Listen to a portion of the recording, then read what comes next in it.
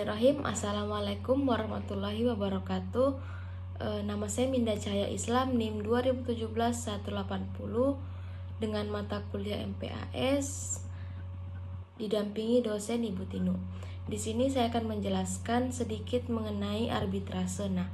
Jadi dasar saya itu di buku Arbitrase dan Mediasi di Indonesia, yaitu Gatot Soemartono.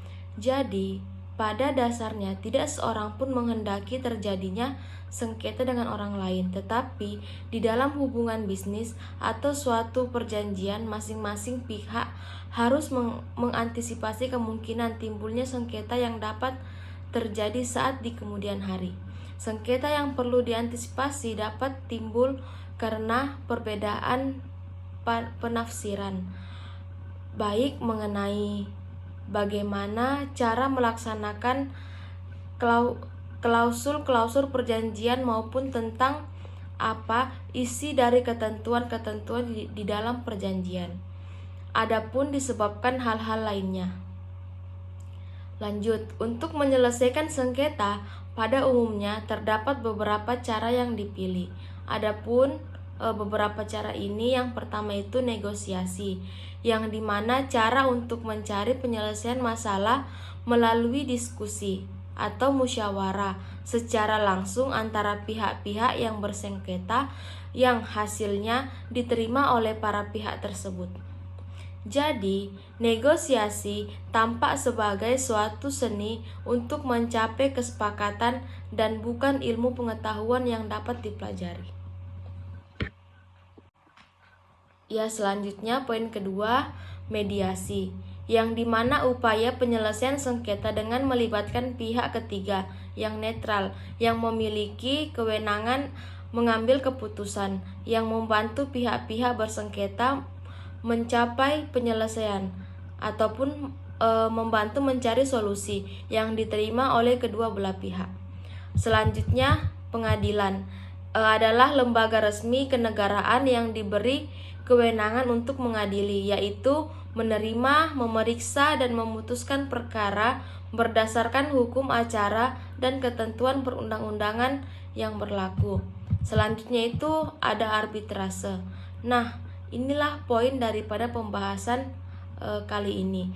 Arbitrase yaitu merupakan cara penyelesaian sengketa di luar pengadilan berdasarkan pada perjanjian arbitrase yang dibuat oleh para pihak dan dilakukan oleh arbitrase yang dipilih dan diberi kewenangan mengambil keputusan. Yang menjelaskan secara sumir dangkal proses penyelesaian sengketa melalui APS.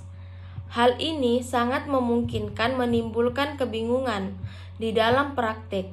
Misalnya, dalam pasal 6 ayat 2 Undang-Undang Nomor 3 Tahun 1999 disebutkan bahwa penyelesaian sengketa atau beda pendapat melalui alternatif penyelesaian sengketa diselesaikan dalam pertemuan langsung oleh para pihak dalam waktu paling lama 14 hari dan hasilnya dituangkan dalam suatu kesepakatan tertulis. Tidak ada penjelasan lebih jauh tentang apa yang dimaksud dengan pertemuan langsung itu. Jadi, secara subjektif dapat ditafsirkan bahwa bertemu secara langsung tersebut disebut negosiasi. Demikian pula jika ketentuan pasal tersebut diperhatikan, muncul pertanyaan-pertanyaan susulan seperti apakah yang dimaksud dengan pertemuan langsung? Bagaimana menghitung tenggang waktu 14 hari? Kelemahan tersebut sebenarnya hanya sebagian kecil dari begitu banyak persoalan yang mungkin timbul jika sengketa diselesaikan melalui APS. Key Success Factor APS. Sebelumnya, perlu diketahui bahwa penyelesaian sengketa melalui APS tidak akan selalu menjamin hasil yang memuaskan bagi para pihak yang bersengketa.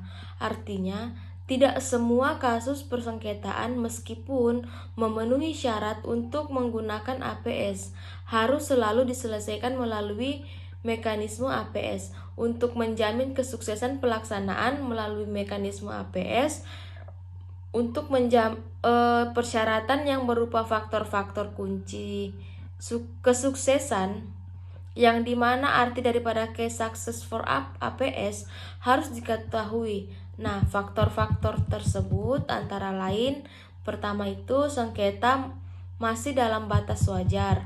Yang kedua itu komitmen para pihak. Yang selanjutnya itu keberlanjutan hubungan. Yang selanjutnya itu keseimbangan posisi tawar-menawar. Yang selanjutnya itu prosesnya bersifat pribadi dan hasilnya rahasia. Lanjut, pilihan arbitrase. Sebagaimana diketahui, pada umumnya cara penyelesaian sengketa perdata dalam kegiatan bisnis dilakukan dengan cara damai, atau bahasa latinnya itu amicable solution, di mana kedua belah pihak memusyawarahkan jalan keluar. Arti tidak terbuka untuk umum, dan keputusan yang diucapkan dalam sidang tertutup hampir tidak pernah dipublikasikan.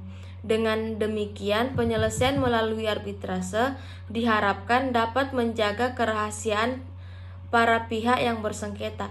Jadi, ketika kita ingin menyelesaikan suatu sengketa perdata seperti bisnis dalam melalui arbitrase, dia bersifat rahasia, dan ketika dalam pengadilan dia termasuk sidang tertutup ataupun rahasia.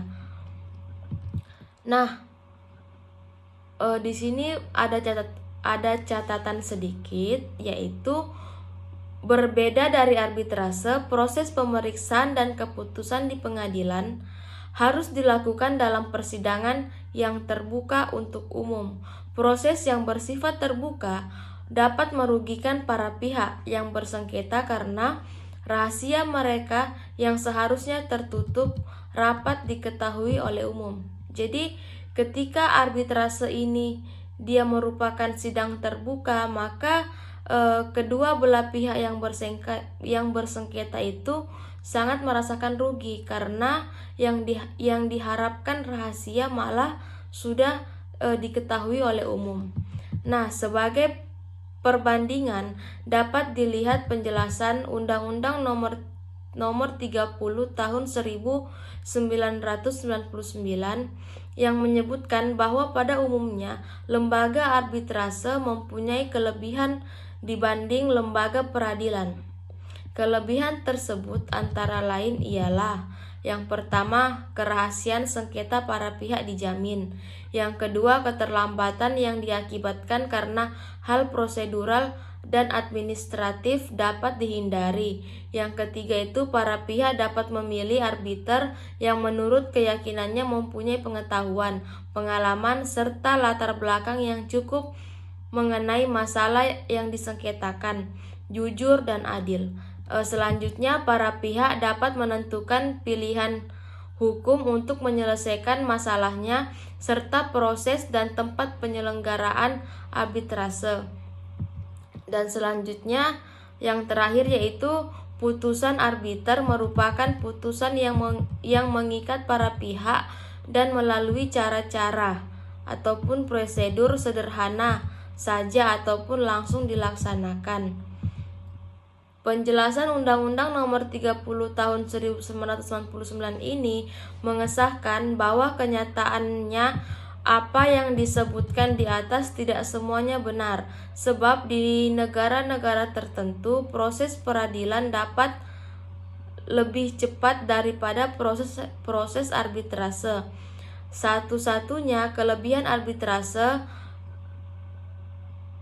dibanding dengan pengadilan adalah sifatnya kerahasiaannya, karena keputusannya tidak dipublikasikan. Namun demikian, penyelesaian sengketa melalui arbitrase masih lebih diminati daripada litigasi, terutama untuk kontrak bisnis yang bersifat internasional. Lanjut, berdasarkan penelitian penulis, efektivitas penggunaan arbitrase dapat disimpulkan bahwa penyelesaian sengketa melalui arbitrase selalu didasarkan pada asumsi-asumsi sebagai berikut. Yang pertama, lebih cepat karena putusannya bersifat bersifat final dan mengikat, sehingga menghemat waktu, biaya, dan tenaga. Selanjutnya dilakukan oleh ahli di bidangnya karena arbitrase menyediakan para pakar dalam bidang tertentu untuk menguasai persoalan yang disengketakan, sehingga hasilnya dalam kurung putusan arbitrase dapat lebih ditanggungjawabkan. Dan yang terakhir, kerahasiaannya terjamin karena proses pemeriksaan dan putusannya tidak terbuka untuk umum, sehingga kegiatan usaha tidak terpengaruh. Lanjut, dengan beberapa alasan tersebut, arbitrase lebih disukai dan dinilai lebih efektif daripada penyelesaian sengketa di pengadilan. Namun demikian, selain berbeda keuntungan atas pilihan penggunaan arbitrase tersebut, arbitrase memiliki beberapa kelemahan yang dapat membuat arbitrase kehilangan baik daya guna, aktivitas, maupun hasil guna, efisiensinya. Seperti itu. Lanjut, ada beberapa kelemahan arbitrase. Yang pertama itu hanya untuk para pihak, atau bahasa Latin itu bona fide. Yang kedua itu keuntungan mutlak pada arbiter. Selanjutnya itu tidak ada preseden putusan terdahulu. Selanjutnya itu masalah putusan arbitrase asing. Masalah pengaturan arbitrase dalam peraturan perundang-undangan di Indonesia sebelum berlakunya Undang-Undang Nomor 30 Tahun 1999.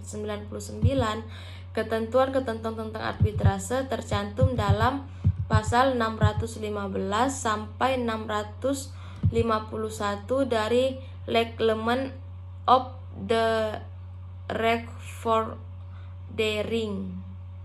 atau yang biasa disingkat RV, yang merupakan kitab undang-undang hukum acara perdata untuk pendukung Indonesia yang berasal dari golongan Eropa yang disamakan dengan mereka. Lanjut, dari kedua pasal tersebut dapat disimpulkan sebagai berikut. Yang pertama itu, para pihak yang bersengketa berhak menyelesaikan sengketa mereka melalui juru pisah atau arbitrase.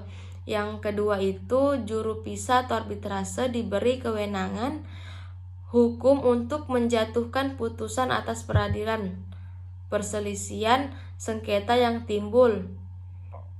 Dan yang terakhir, arbiter dan para pihak memiliki kewajiban untuk menggunakan ketentuan pengadilan bagi golongan Eropa. Mungkin cukup sekian penjelasan saya mengenai arbitrase.